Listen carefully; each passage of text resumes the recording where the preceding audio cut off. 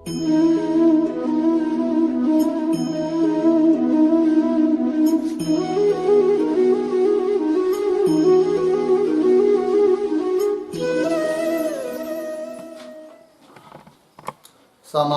प्रकरण। समास प्रकरण का विचार हम लोग कर रहे थे। उसमें तत्पुरुष समास और उस तत्पुरुष समास के ही अंतर्गत समास है कर्मधारय समास, बराबर। और उस कर्मधारय समास की भी कल 9 भेद दिखाए थे। उसमें विशेषण पूर्व पद, इस प्रकार का जो कर्मधारय समास है, इसका विचार कल हम लोगों ने किया। आज है विशेषणोत्तर पद कर्मधारय। विशेषणोत्तर पद कर्मधारय।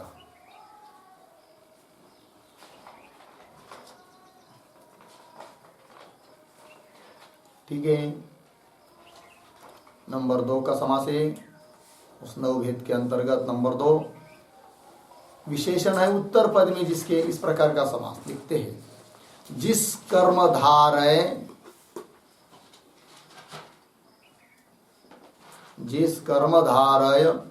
तत्पुरुष समास में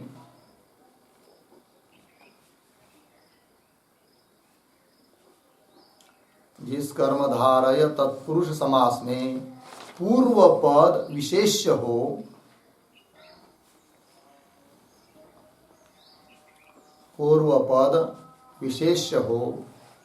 और उत्तर पद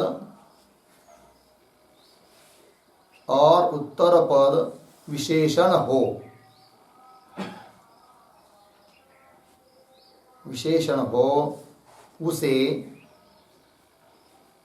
उसे विशेष्य पूर्व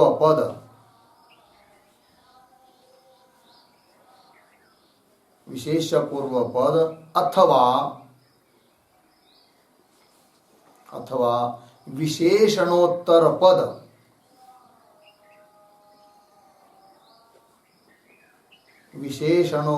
पद कर्मधारय समास कहते हैं।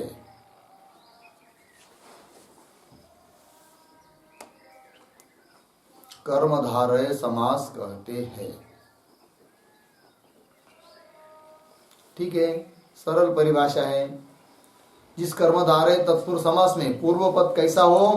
विशेष्य हो, और उत्तर पद विशेषण हो, उसको क्या कह सकते? फिर विशेष्य पूर्व पद कर्मधारय समास ऐसा भी कह सकते हैं। क्यों? विशेषणोत्तर पद कर्मधारय समास ऐसा भी कह सकते हैं। ठीक, चलिए उसके नियम। नंबर 1, जाति विशेष शब्द का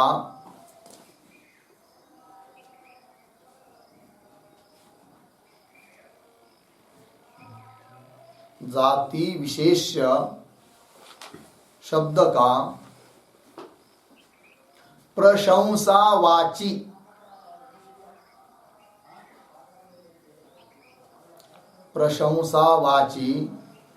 समानाधिकरण विशेषण शब्दों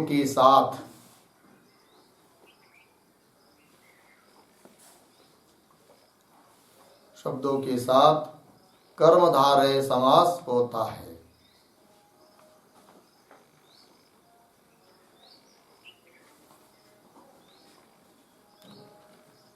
ठीक है। जातिवाची विशेष शब्द है, उसका प्रशंसावाची, प्रशंसा करने वाला, बताने वाला, ऐसा जो विशेषण शब्द इसके साथ, विशेष्य के साथ, पूर्व पद के साथ समानाधिकरण हो, ऐसे उन 2 शब्दों का समास बनेगा। कौन सा? कर्मधारय समास। किंतु उसको क्या कहेंगे? विशेषणोत्तर पद कर्मधारय समास। उसका ही प्रकरण चल रहा है। सूत्र लिखिए। सूत्रम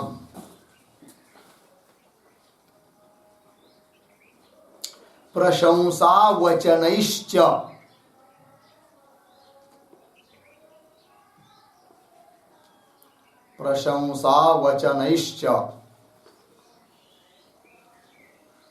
2 1 66 66 2 1 66 66 हो गया। उदाहरण पुरुषः प्रशस्तः,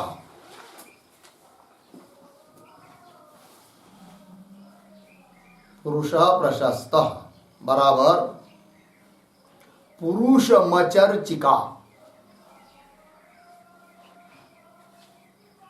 पुरुष मचर्चिका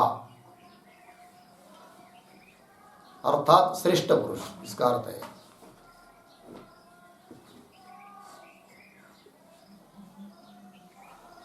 उदाहरण दूसरा पंडितः पुरुषः, पंडितः प्रशस्तः,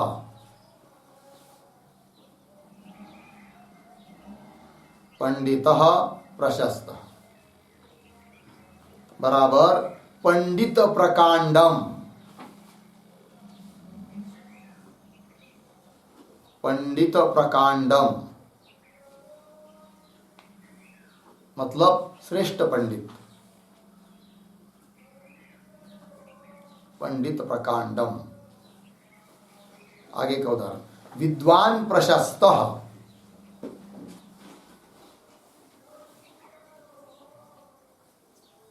विद्वान प्रशस्त बराबर विद्वत्तल्लजः,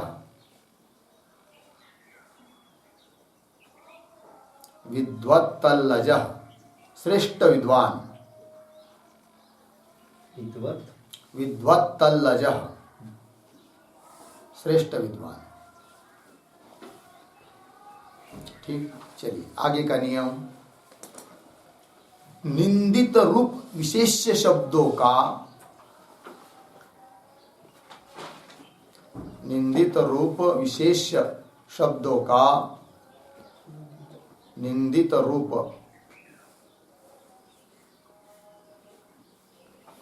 विशेष्य शब्दों का निंदावाची,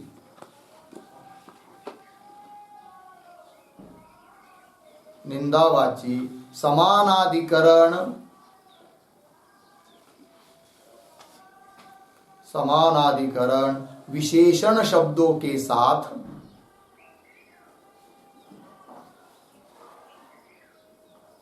विशेषण शब्दों के साथ कर्मधारय समास होता है।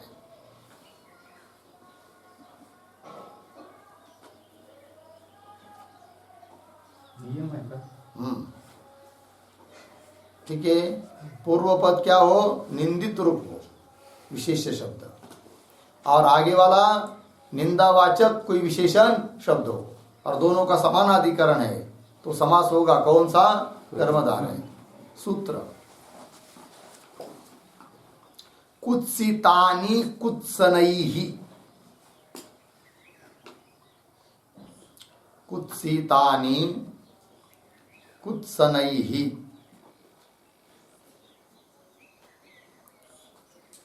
2:1:53।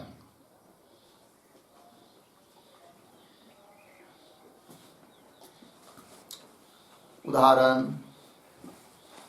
वैयाकरण ख शुचि,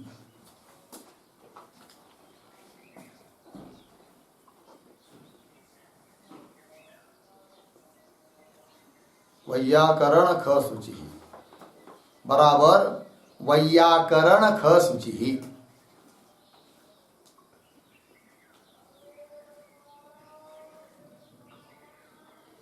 वैयाकरण ख शुचि अर्थ है अयोग्य वैयाकरण,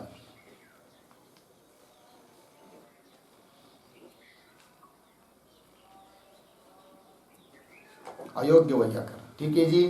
देखिए भाई, तो यहां पर निंदावाची विशेषण शब्द है ख सूची, जो कि उत्तर पद में है, और उसके द्वारा जिसकी निंदा की जा रही है वो वैयाकरण, वो निंदित रूप हुआ, विशेष्य वो पूर्व में है, और विशेषण निंदावाची ख सूची उत्तर में है। दोनों का समास बन गया वैयाकरण ख सूची। अर्थ क्या है उसका? अयोग्य वैयाकरण। मतलब क्या? समझ लीजिए कोई वैयाकरण है, स्वयं को वैयाकरण कहलाता है, और कोई व्याकरण संबंधी कुछ प्रश्न आदि पूछे तो कुछ आता नहीं है, आकाश की तरफ ताकने लगता है, देखने लगता है, तो उसको क्या बोलेंगे? वैयाकरण रसरुचि। ठीक है जी। उदाहरण दूसरा, मीमांसकः दुर्दुरुटः दुर्दुरुटः दुर्दुरुटः, ठीक, बराबर मीमांसक दुर्दुरुटः।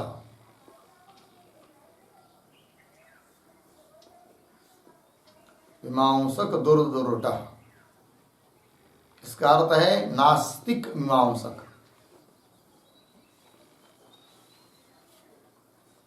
नास्तिक मीमांसक,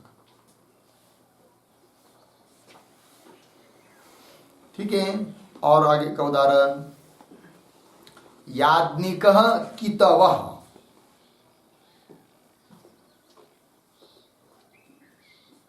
याज्ञिकः कितवः बराबर याज्ञिक कितवः।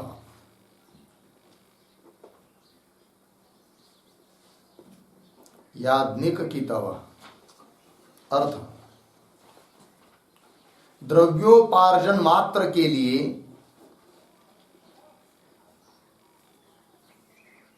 द्रव्योपार्जन मात्र के लिए पात्र कुपात्र पात्र कुपात्र सबका यज्ञ कराने वाला।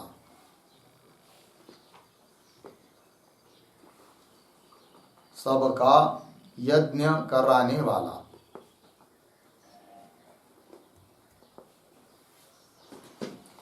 ठीक है जी। देखिए भैया, याज्ञिक कितव, याज्ञिक कितव, ठीक है ना जी। तो निंदित रूप हुआ याज्ञिक, निंदावाची शब्द हुआ कितव, दोनों का समास बन गया। ऐसा याज्ञिक, उसको बोलते हैं याज्ञिक कितव। उस किसको?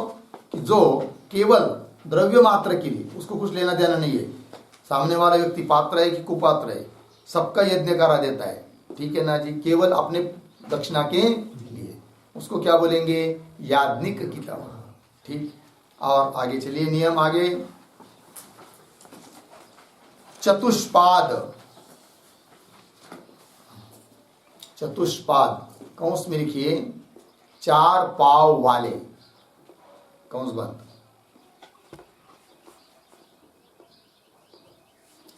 4 पाव वाले कौंस बंद। आगे, वाची विशेष शब्द का, विशेष शब्द का समानाधिकरण, समानाधिकरण गर्भिणी शब्द के साथ, गर्भिणी शब्द के साथ तत्पुरुष समास होता है।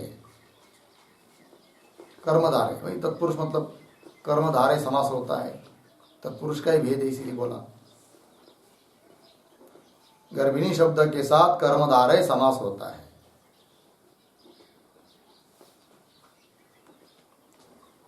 देखिए भाई, चतुष्पाद 4 पाव वाला विशेष शब्द चाहिए, और आगे वाला शब्द गर्भिणी, दोनों का समानाधिकरण होगा तो समास बनेगा। सूत्र लिखिए इसके लिए,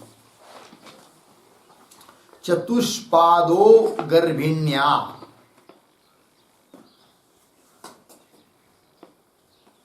चतुष्पादो गर्भिण्या, 2 1 71, 2 1 71। उदाहरण, गौः गर्भिणी, गौः गर्भिणी बराबर गो गर्भिणी, गो गर्भिणी मतलब गर्भवती गाय, गर्भवती गाय। तो गौ 4 पाव वाली है ना, इसलिए उसका गर्भिणी शब्द के साथ क्या हुआ? समास। और उदाहरण, अजा गर्भिणी,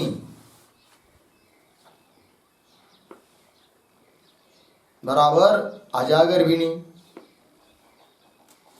अजागरिणी मतलब गर्भवती बकरी।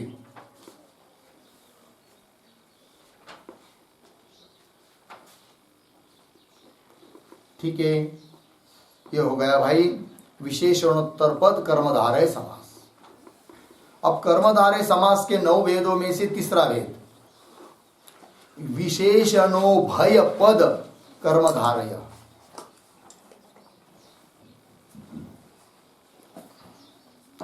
विशेषणो भय पद कर्मधारय।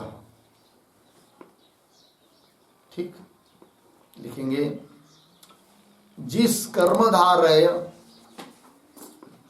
समास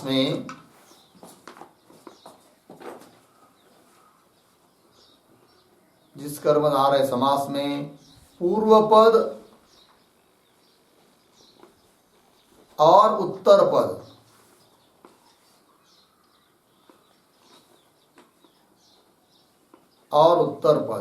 दोनों भी विशेषण हो,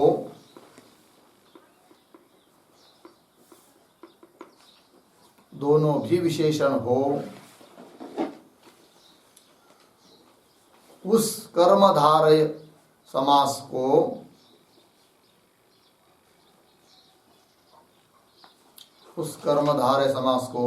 विशेषणो भय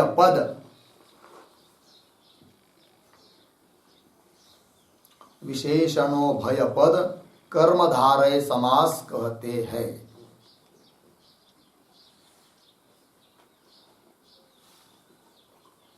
कर्मधारय समास कहते हैं। ठीक, चलिए नियम नंबर 1। दोनों पद इसमें क्या होते जी? विशेषण होते, पूर्व पद भी उत्तर पद भी। उदाहरण से समझते हैं। नियम, वर्ण कौंस में लिखिए रंग, कौंस बंद। आगे वाची विशेषण शब्द का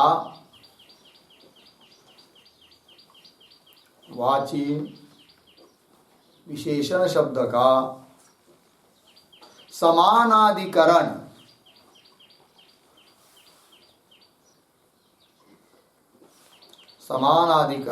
वर्ण, इसका भी अर्थ रंग है कौंस में। वर्णवाची विशेषण शब्द के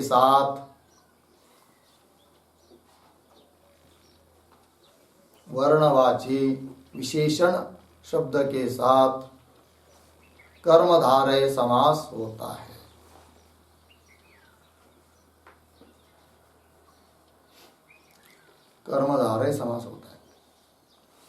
ठीक है जी। वर्णवाची, रंगवाची विशेषण शब्द पूर्व में और उसका समानाधिकरण वर्णवाची वही रंगवाची विशेषण शब्द उत्तर में भी है। ऐसे 2 शब्दों का ये समास बनेगा, उसको कहेंगे विशेषणो भयपद कर्मधारय समास। उदाहरण सूत्र लिखिए। सूत्रम वर्णो वर्णेन, वर्णो वर्णेन 2 1 69।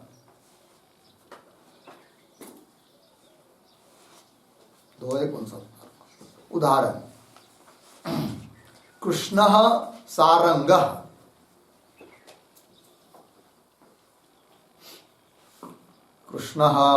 सारंगः, बराबर कृष्ण सारंगः।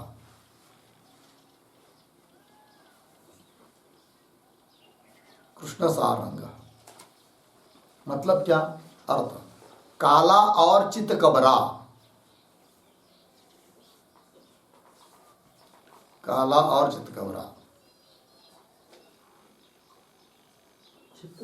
चितकबरा मतलब क्या?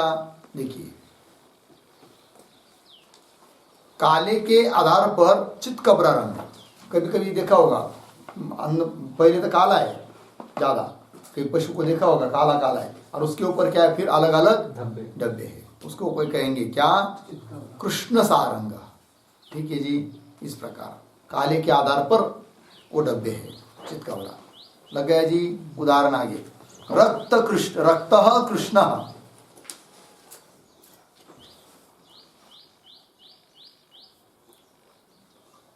रक्त कृष्ण बराबर रक्त कृष्ण, रक्त कृष्ण अर्थ है उसका लाल और काला।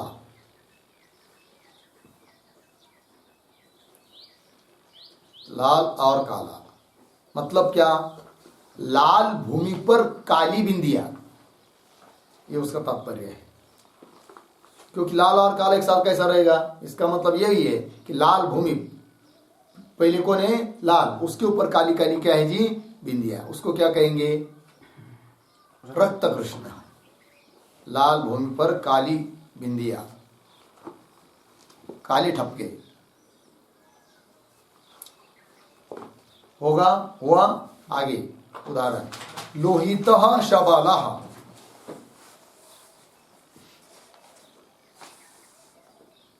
लोहित शबल बराबर लोहित शबल।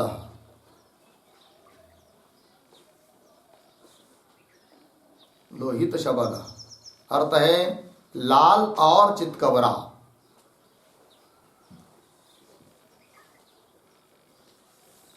लाल और चितकबरा मतलब क्या? लाल के आधार पर चितकबरी छाप है, तो बीच में पहले कौन? लाल, और उसके ऊपर अलग अलग अलग अलग प्रकार के डब्बे। लाल के आधार पर चितकबरी छाप, उसको क्या कहते हैं? लोहित शबला। हो गया जी। चलिए आगे का नियम,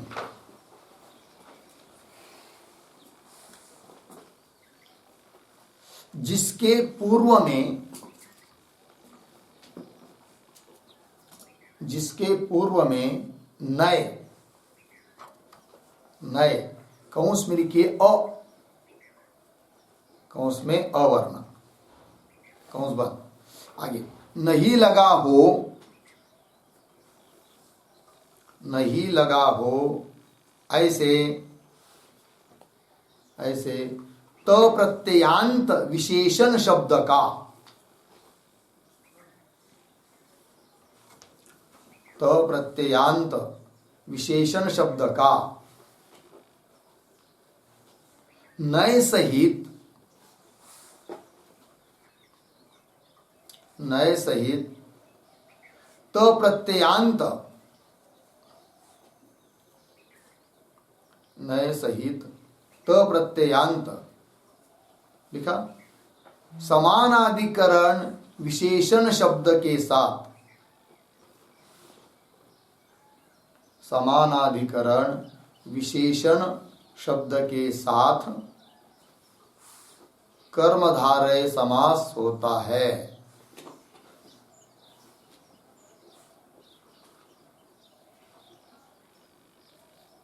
कर्मधारय समास होता है।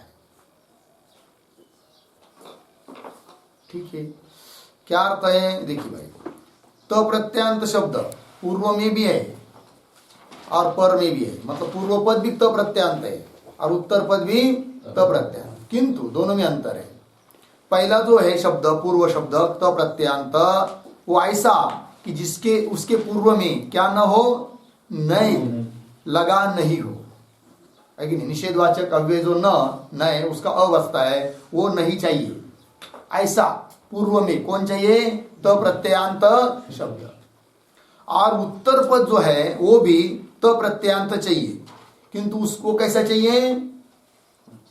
लगा हुआ, नए सहित। क्या लिखा है? पंक्ति पढ़िए, जिसके पूर्व में नए, पहले से पढ़ता हूं, जिसके पूर्व में नए नहीं लगा हो ऐसे तो प्रत्यांत विशेषण शब्द का, तो प्रत्यांत शब्द है किंतु उसके पूर्व में नए लगा नहीं है उसका। आगे नए सहित तो प्रत्यांत समानाधिकरण विशेषण शब्द के साथ, आगे वाला उत्तर जो शब्द है वो तो प्रत्यांत ही है किंतु उसके पूर्व में नए लगा हुआ है। ऐसे जो दो तो प्रत्यांत शब्द, उनका भी, उनका यह समास है कि नहीं? कर्मधारय समास। इसको क्या बोलते हैं? विशेषणों भयपद कर्मधारय समास। ठीक, उदाहरण सूत्र लिखिए पहले। सूत्र, तेन नई शिष्टे नानय,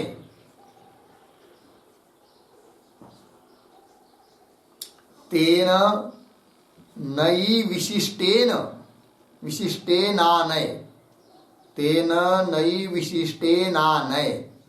सूत्र का नंबर है 2:160। 2:160। वह उदाहरण नंबर 1, कृतम अकृतम, कृतम अकृतम बराबर कृताकृतम।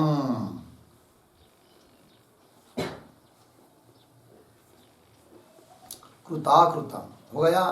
इसका अर्थ क्या है? कुछ किया, कुछ न किया।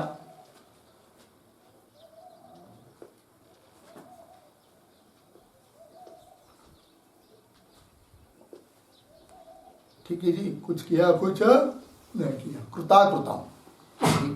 और उदाहरण, भुक्तम अभुक्तम,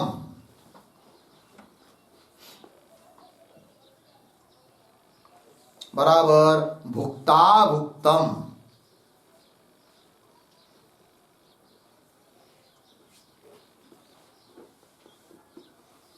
भुक्ता भुक्तम अर्थ कुछ खाया, कुछ न खाया।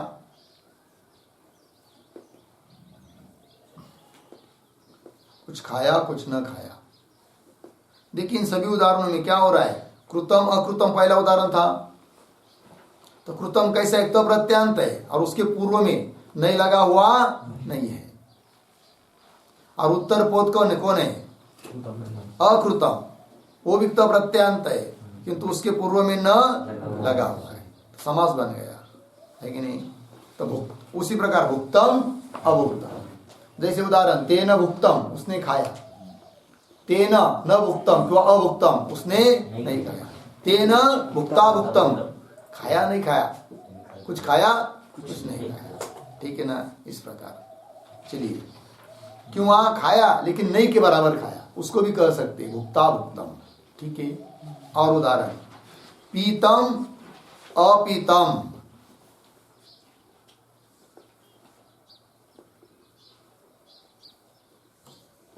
पीतम अपीतम बराबर पीता पीतम।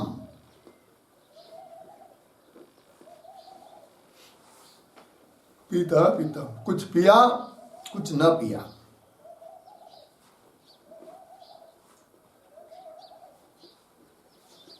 ठीक है जी, पीता पीतम हो गया। और उदाहरण, उदितम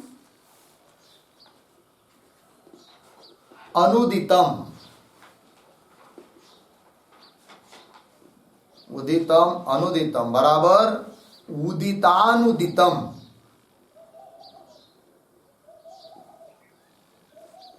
उदितानुदितम अर्थ कुछ उदय हुआ, कुछ न उदय हुआ, उदय न हुआ। कुछ उदय हुआ और कुछ उदय न हुआ। ठीक है। और उदाहरण, कृतम अपकृतम, कृतम अपकृतम बराबर कृतापकृतम।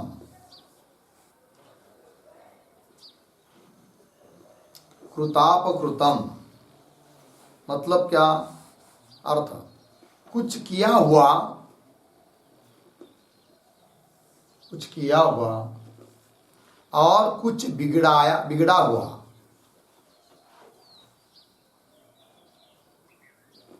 कुछ किया हुआ और कुछ बिगड़ा हुआ। कुछ तो अच्छा कर दिया, कुछ बिगाड़ दिया, तो उसको क्या बोलेंगे? कृतापकृतम। कृतापकृतम। और एक उदाहरण, गतम प्रत्यागतम,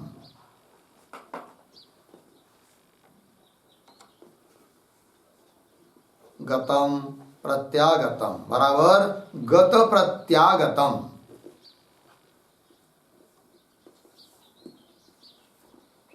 गत प्रत्यागतम मतलब जाना आना।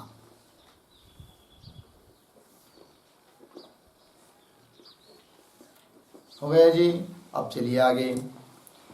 कर्मधारय समास में से 9 भेद में से 3 हुए, अब चौथा शीर्षक है उपमान पूर्व पद कर्मधारय।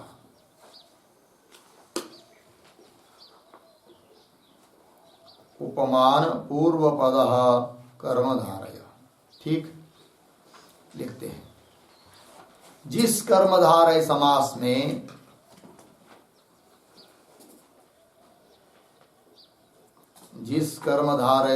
में उपमानवाची शब्द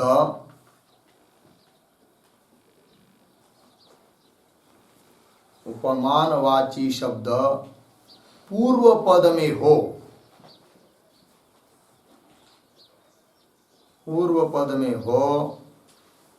वह उपमान पूर्व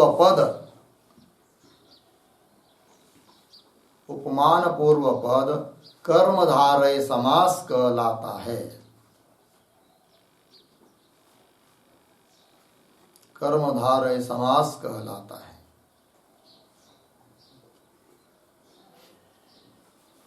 ठीक है जी।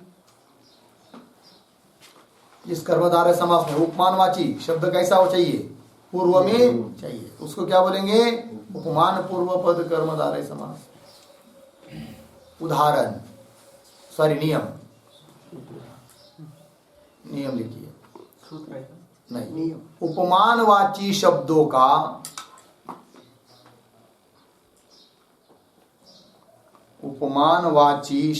का साधारण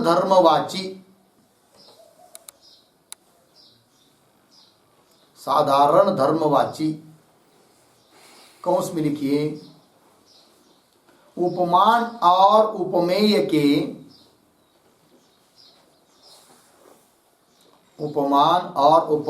के सामान्य धर्म के वाचक।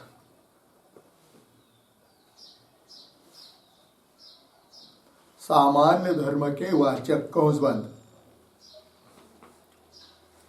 शब्दों के साथ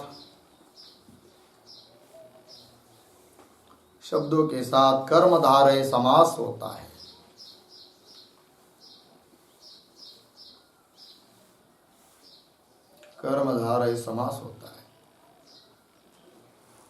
ठीक है, देखो भाई, उपमानवाची शब्द है पूर्व में, और उसका साधारण धर्मवाची मतलब दोनों का उपमान उपमेय का साधारण धर्म को कहने वाला ऐसा जो कोई शब्द होगा उत्तर पद में, उसके साथ समास बनेगा, उसको कहेंगे यहाँ पर कर्मधारय। कौन सा? उपमान पूर्व पद कर्मधारय समास।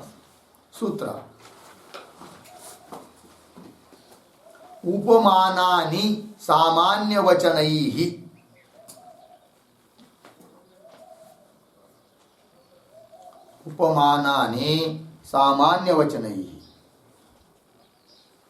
सूत्र का नंबर है 2155।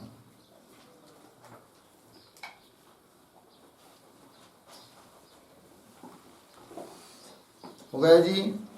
उदाहरण, घनः इव श्यामः।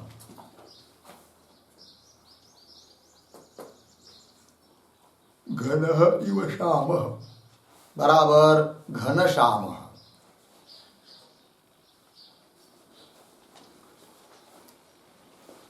अर्थ है बादल के समान सावला।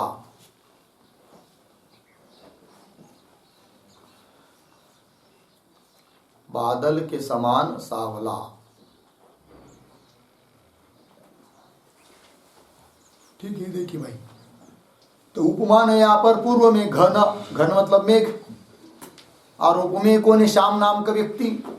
किंतु उसका जो श्यामपना है वो क्या है? साधारण धर्मवाची, मतलब श्यामत्व घन में भी है और उस पुरुष में भी है, दोनों के समान धर्म को कह रहा है।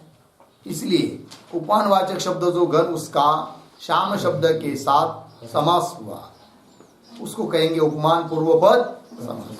ठीक, आगे का उदाहरण, दधि इव श्वेतम।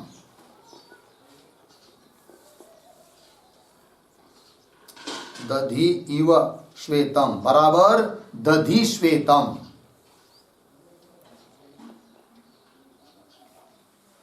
दधी श्वेतम वस्त्रम, अर्थ लिखिए दही के समान सफेद वस्त्र, दही के समान सफेद वस्त्र।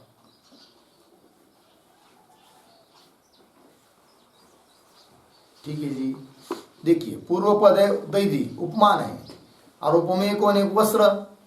लेकिन उसके लिए शब्द प्रयोग हुआ श्वेत, जो कि साधारण धर्म का वाचक है। श्वेतत्व दही में भी है और श्वेतत्व वस्त्र में भी है। सामान्यवाची समान धर्म का वाचक हुआ कि नहीं? इसलिए उपमानवाचक दधि शब्द का सामान्य धर्मवाची श्वेत शब्द के साथ क्या हुआ? ये समास हुआ। ठीक है। और उदाहरण लिखिए चंद्र इव मनोहरः,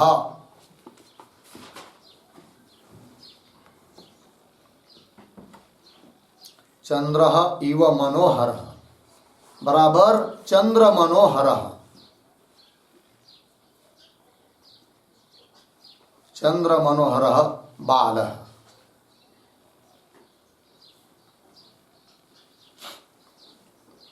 अर्थ क्या? चंद्र के समान सुंदर बालक, चंद्रमा के समान सुंदर बालक।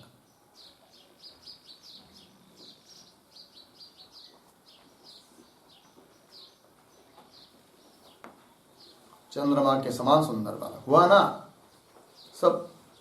और उदाहरण लिखेंगे आगे। सूर्य इव तीव्रः,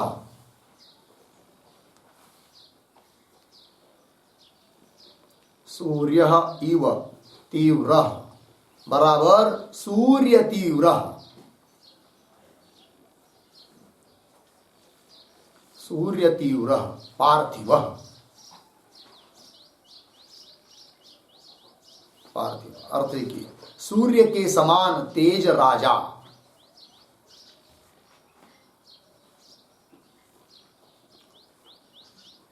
सूर्य के समान तेज राजा, उसको कहेंगे सूर्य तीव्र। हो गया ना? चलिए उदाहरण आगे। किसलय, किसलयः इव, किसलयः इव कोमलः बराबर किसलय कोमलः,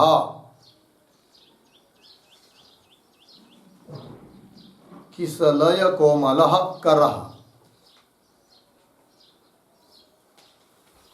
ठीक। अर्थ नए पत्ते के समान, नए पत्ते के समान कोमल हाथ,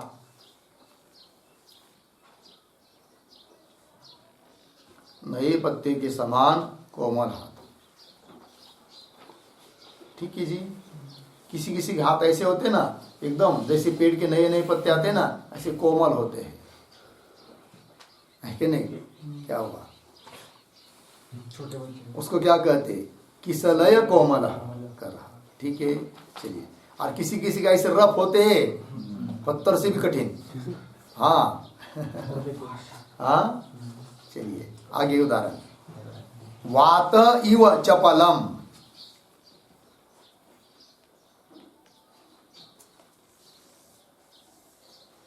वात इव चपलम बराबर वात चपलम, वात चपलम मनः। अर्थ वायु के समान चपल मन,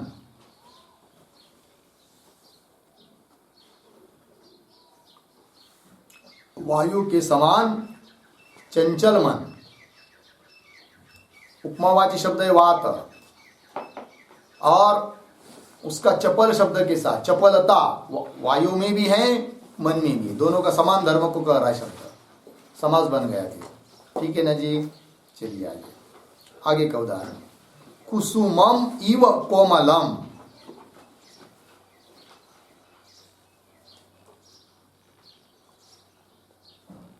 कुसुमम इव कोमलम बराबर कुसुम कोमलम, कुसुम कोमलम। अर्थ है फूल की तरह कोमल।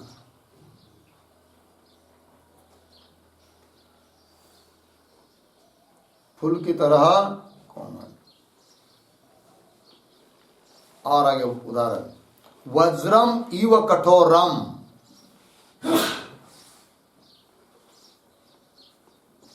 वज्रम इव कठोरम बराबर वज्र कठोरम, वज्र की तरह कठोर। ठीक है, वज्र मतलब शस्त्र, इंद्र का शस्त्र है कि नहीं, बहुत कठोर होता है, वज्र की तरह कठोर। ठीक, आगे चलिए। शैलः इव उन्नतः,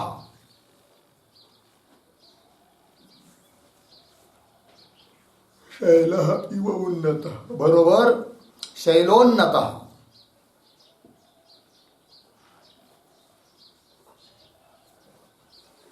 शैलोन्नतः मतलब पर्वत की तरह ऊंचा।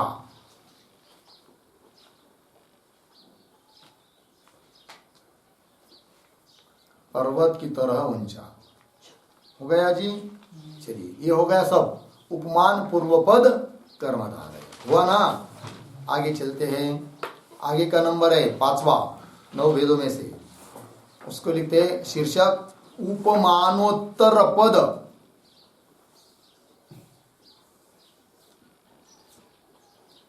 उपमानोत्तर पद कर्मधारय समास।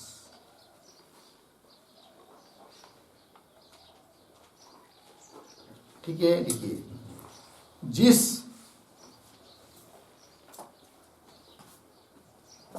समास में पूर्व पद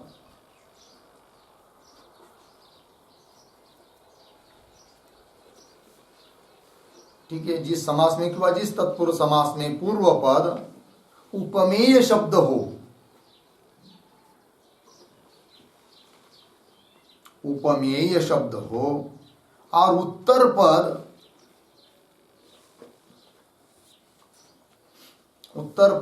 उपमानवाची शब्द हो,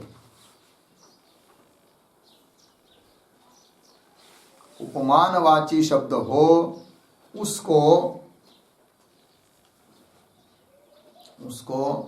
उपमानोत्तर पद,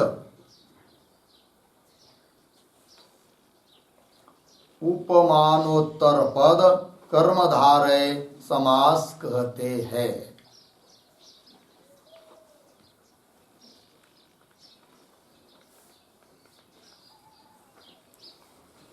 उपमानोत्तर पद कर्मधारय समास कहते हैं। हो गया जी। ऊपर वाले के उल्टा, पहले ऊपर में क्या था, उपमान पूर्व पद, अब क्या है, उपमान उत्तर पद। ठीक है ना। नियम उपमेयवाची शब्दों का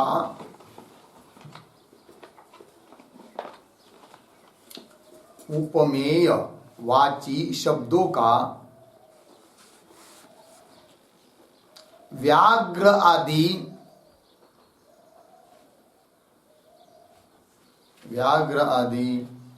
उपमानवाची शब्दों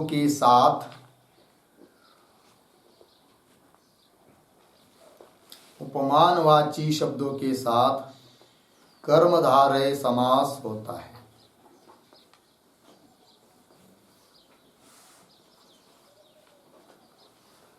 कर्मधारय समास होता है। अर्धविराम। यदि सामान्य धर्मवाची शब्दों का,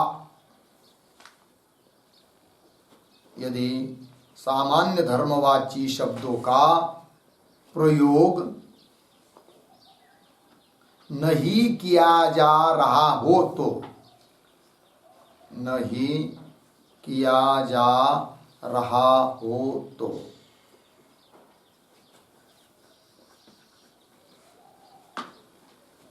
ठीक है, अर्थ समझ लीजिए। अंतिम दो वाक्य लिखा ना।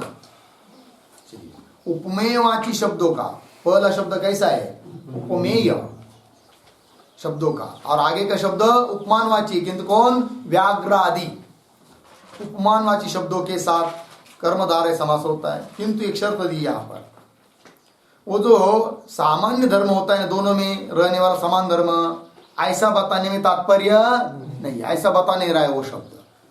यदि सामान्य धर्मवाची शब्दों का प्रयोग नहीं किया जा रहा हो तो तब, ठीक है ना जी। उदाहरण सूत्र लिखिए, सूत्रम उपमीतम, उपमीतम व्याघ्रादिभिः, व्याघ्रादिभिः सामान्या प्रयोगे, सामान्य अप्रयोगे, सामान्या प्रयोगे। सूत्र का नंबर है 2156,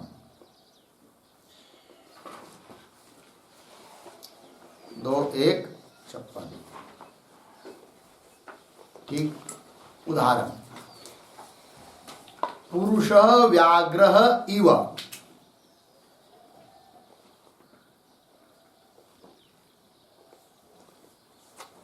पुरुष व्याघ्र इव बराबर पुरुष व्याघ्र,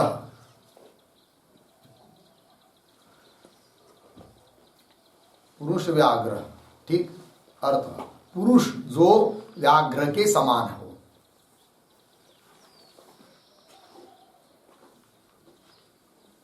पुरुष जो व्याघ्र के समान हो। थोड़ा कौंस में लिखते हैं, यदि पुरुष व्याघ्र इव शूरः, यदि पुरुषः व्याघ्रः इव शूरः, इस प्रकार, इस प्रकार सामान्य धर्म शूरत्व को,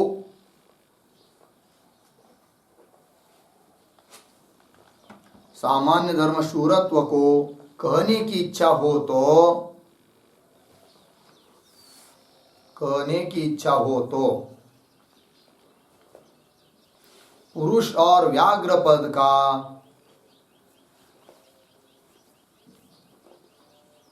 पुरुष और व्याघ्र पद का समास नहीं होगा।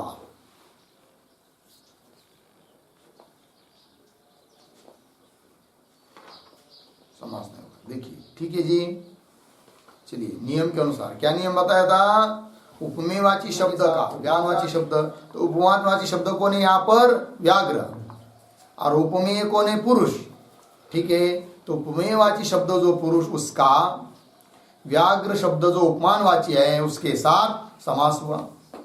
किंतु सामान्य धर्मवाची शब्द का प्रयोग नहीं किया जा रहा हो तो यहाँ पर दोनों में रहने वाला समान धर्म का कोई शब्द बताने वाला कोई शब्द का प्रयोग नहीं है कि नहीं? इसलिए समास बन गया पुरुष व्याघ्र इव पुरुष व्याघ्र, ठीक। अब कौंस में लिखा है कि पुरुष व्याघ्र इव शूर, ऐसी यदि कहने की विवक्षा हो, इसमें शूरत्व दोनों का समान धर्म बताया जा रहा है, तब तो कर्मधारय, इस प्रकार का कर्मधारय समास नहीं होगा। पुरुष व्याघ्र इव शूर, इस प्रकार यदि सामान्य धर्म कौन? शूरत्व, उसको कहने की इच्छा हो तो पुरुष और व्याघ्र पद का क्या नहीं होगा? समास नहीं होगा, ठीक। उदाहरण दूसरा, पुरुष अयम सिंह इव,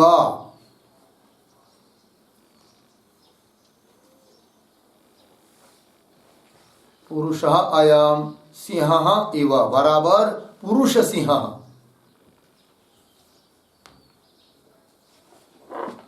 पुरुष सिंह। अर्थ पुरुष जो सिंह के समान हो,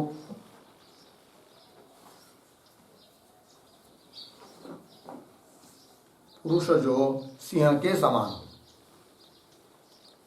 ठीक है।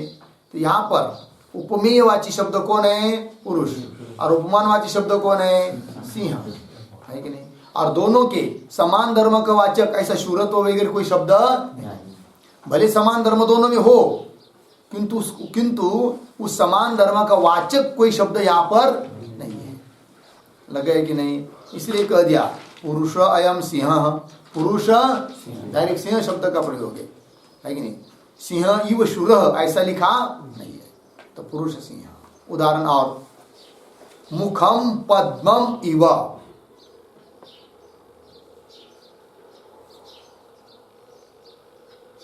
मुखम पद्मम इव बराबर मुख पद्मम।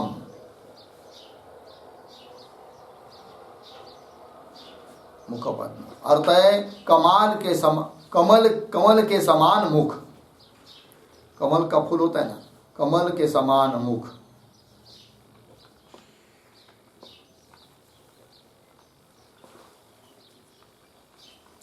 करह और उदाहरण, करह किसलयः इव,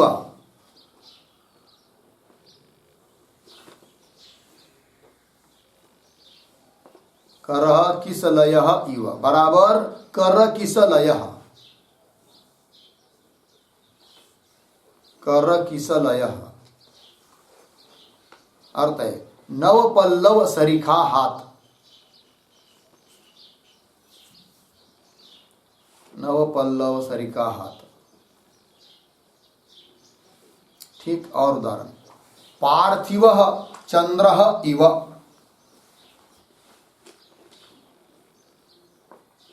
पार्थिवः चंद्रः इव बराबर पार्थिव चंद्रः। पार्थिव चंद्रः अर्थ है चंद्रमा सा राजा, मतलब चंद्रमा के जैसा राजा।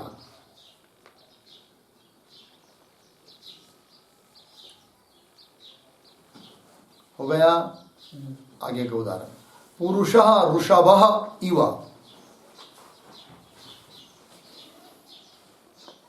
पुरुषः ऋषभः इव बराबर पुरुषर्षभः। पुरुषर्षभः, पुरुषर्षभ अर्थ है सर्वश्रेष्ठ सा पुरुष, सर्वश्रेष्ठ जैसा पुरुष।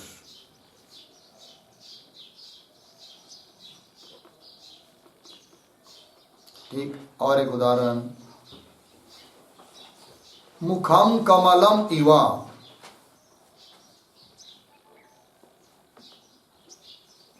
मुखम कमलम इव मुख कमलम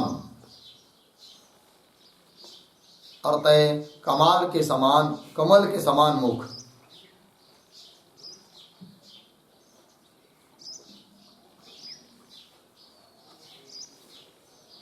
कमल के समान मुख। ठीक, एक उदाहरण, पार्थिव इंद्र इव,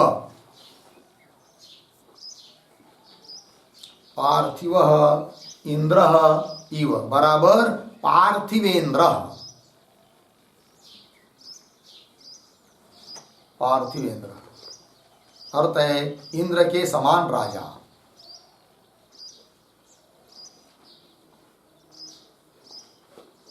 हो गया जी। चलिए अब आगे का समास, मतलब कर्मधारय के 9 भेद थे ना, उसमें 5 हो गए। अब आगे छठा, अवधारणा पूर्वपदः कर्मधारय। अवधारणा पूर्वपद कर्मधारय।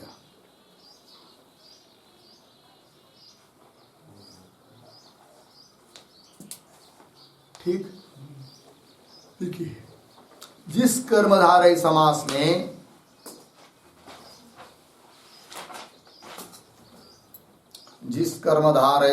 में अवधारणार्थ, अवधारणार्थ कौंस में लिखे निश्चितार्थ, कौंस बंद, प्रकट करने के लिए, प्रकट करने के लिए विग्रह वाक्य में, विग्रह वाक्य में विशेषणवाची शब्द के, विशेषणवाची शब्द के पर में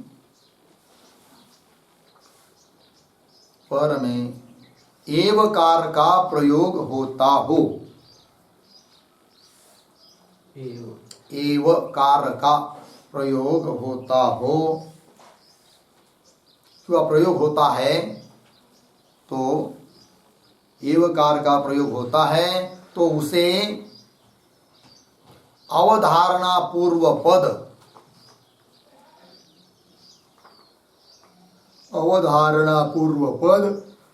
कर्मधारय समास कहते हैं।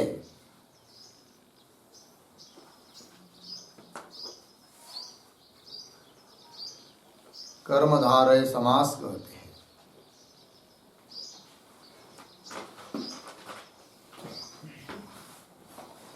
हो गया ना जी? हुआ ना?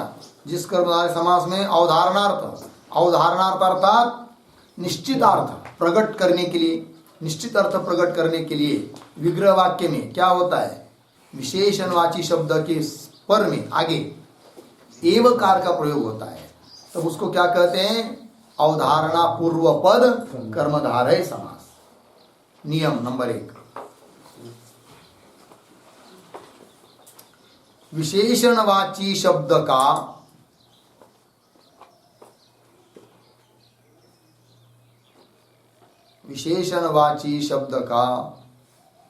समानाधिकरण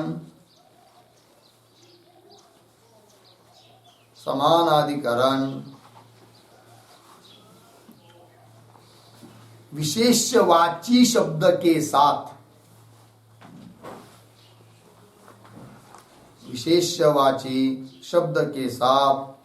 समास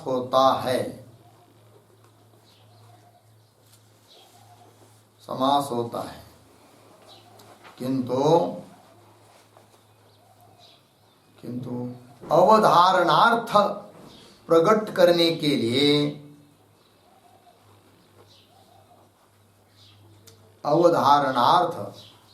करने के लिए विग्रह वाक्य में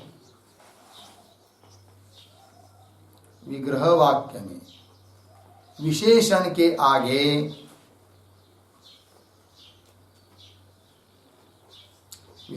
के आगे एव कार का प्रयोग करते हैं।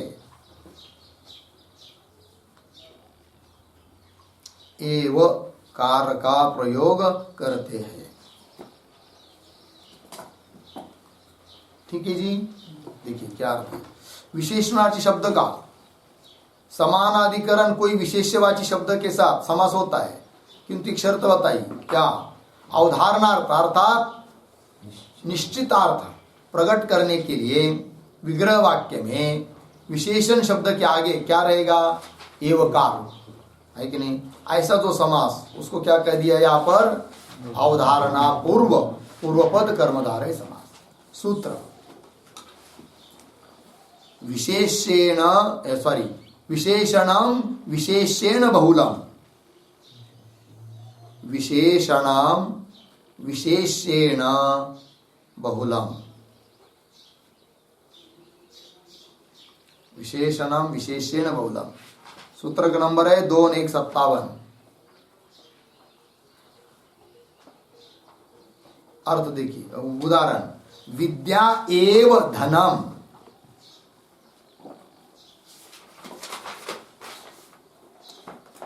विद्या एव धनम बराबर विद्याधनम।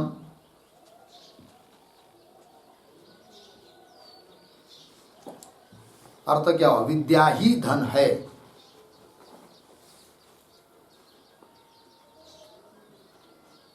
विद्या ही धन है। देखिए यहां पर विशेषणवाची शब्द जो विद्या पूर्व में है, उसके आगे विग्रह वाक्य में निश्चितार्थ प्रकट करने के लिए लगा दिया क्या, एवकार। इसको क्या बोलेंगे फिर, अवधारणा पूर्व पद कर्मधारय समास। और उदाहरण, गुरुहु एव देवः, गुरुहु एव देव बराबर गुरुदेव। गुरुदेव अर्थ गुरु ही देव है, गुरु ही देव है। ठीक है जी। और उदाहरण, वेद एव संपत्,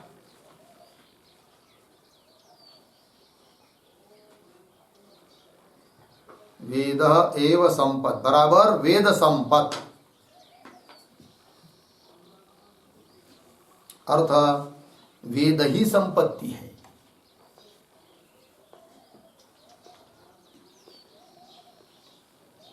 आगे उदाहरण तपः एव धनम।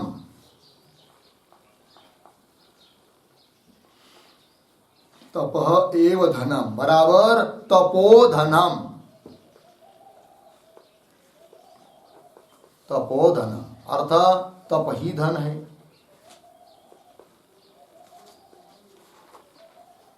तप ही धन है। हो गए जी। बस तो कर्मधारय समास के 9 वेद है, उसमें से 6 वेदों का विचार हुआ। अब रह गए 3, तो उसका विचार हम लोग कल करते हैं। ओम पूर्णमदः पूर्णमिदं पूर्णात् पूर्णमुदच्यते पूर्णस्य पूर्णमादाय पूर्णमेवावशिष्यते। ओम शांति शांति शांति।